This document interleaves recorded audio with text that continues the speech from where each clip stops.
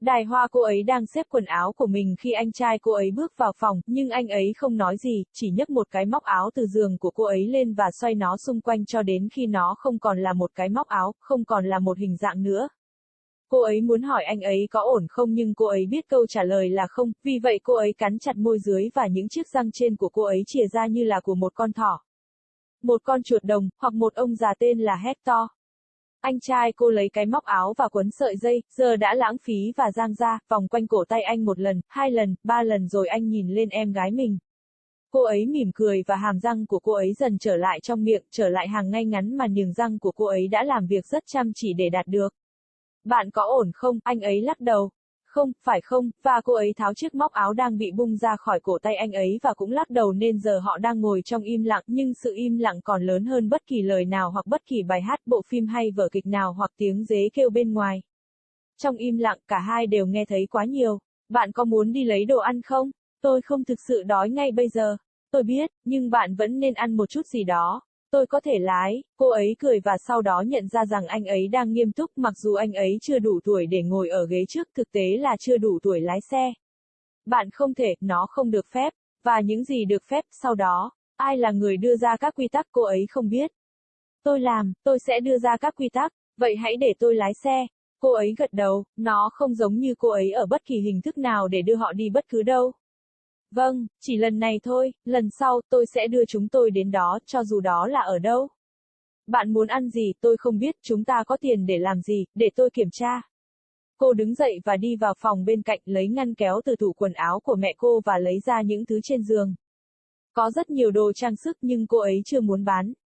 Cô ấy lướt qua những sợi dây chuyền rối rắm và những chiếc nhẫn sang trọng cho đến khi tìm thấy thứ mình đang tìm, được quấn bằng dây chun màu hồng và giấu trong chiếc tất thể thao nam.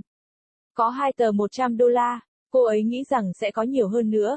Chúng ta hãy đi lấy sushi, cô quyết định trước khi anh trai mình, luôn luôn logic hơn.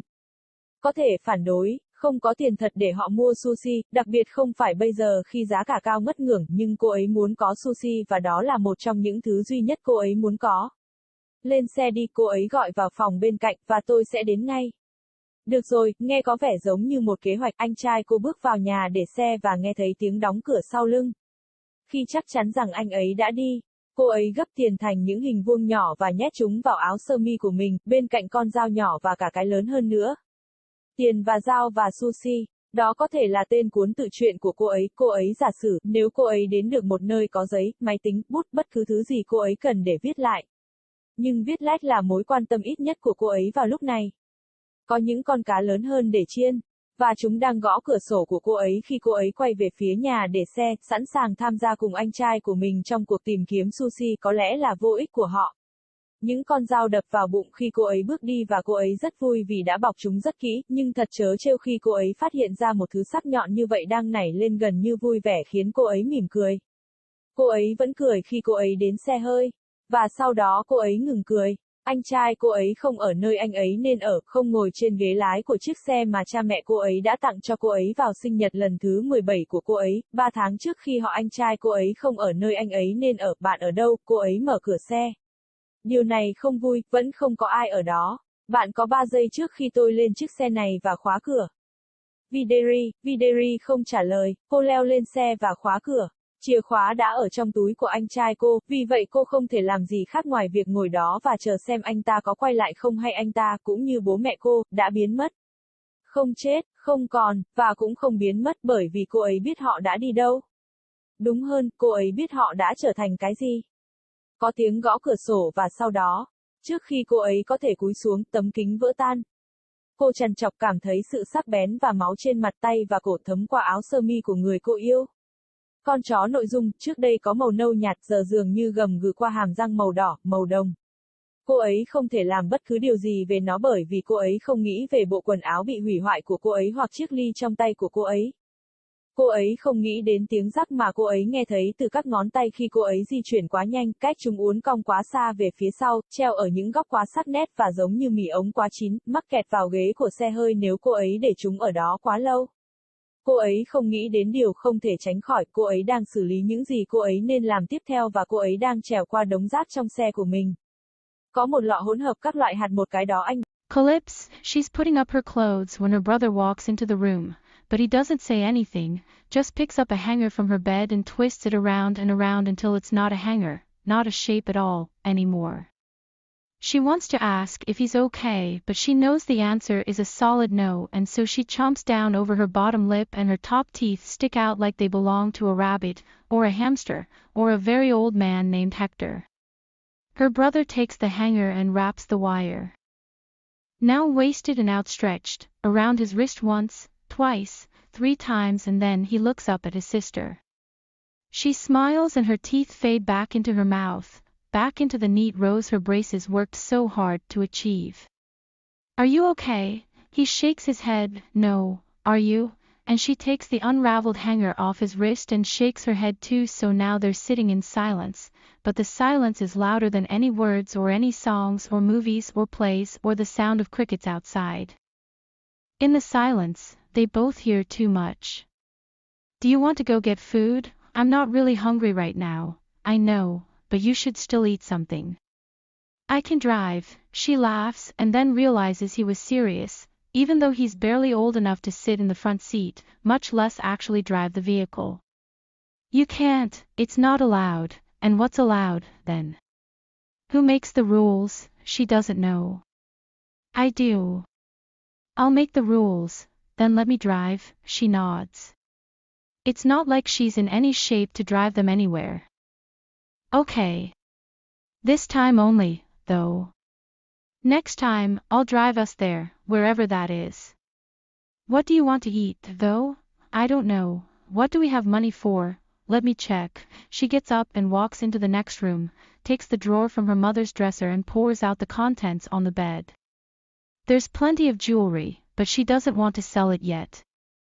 She paws through the tangled necklaces and janky rings until she finds what she's looking for, wrapped with a pink rubber band and hidden in a men's sports sock. There are 2 $100 bills. She thought there would be more. Let's go get sushi, she decides before her brother, always more logical, could object.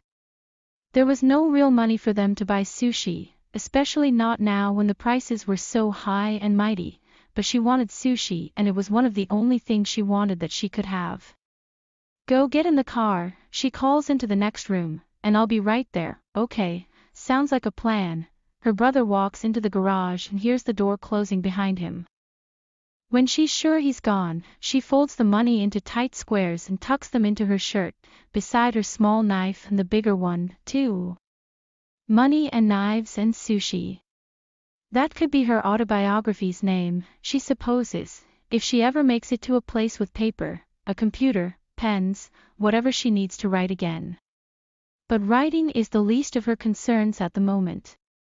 There are bigger fish to fry, and they are knocking at her window as she turns towards the garage, ready to join her brother in their, perhaps futile, search for sushi. The knives bounce against her stomach as she walks and she is glad she wrapped them so well, but it's the irony she finds in something so sharp bouncing along almost happily that makes her smile. She's still smiling when she gets to the car. And then she stops smiling. Her brother isn't where he should be, not sitting in the driver's seat of the car her parents gave her on her 17th birthday, 3 months before her brother isn't where he should be. Where are you? She opens the car door. This isn't funny dash, there's still no one there. You have 3 seconds before I get in this car and lock the doors. Vittery does not answer. She climbs into the car and locks the door. The keys were in her brother's pocket, therefore she can't do a thing but sit there and wait to see if he's coming back or if he, like her parents, is gone. Not dead. Gone. And not disappeared either, because she knows where they went. Rather, she knows what they've become. There's a knock at the window, and then, before she can duck, the glass shatters. She scrambles, feeling the sharpness and the blood against her face, her hands and neck, seeping through her top, a shirt gifted to her by someone she loved. The content dog, once a light brown, now seems to snarl through red, coppery-stained teeth. She can't do anything about it because she's not thinking about her ruined clothes or the glass in her hands, she's not thinking of the crunch she heard from her fingers as she moved too quickly. How they bended too far back, hung in angles too sharp and yet, like overcooked pasta, stuck to the seats of the car if she left them there too long. She's not thinking of the inevitable, she's processing what she should do next, and she's climbing over the piles of junk in her car. There's a jar of mixed nuts, one that broke.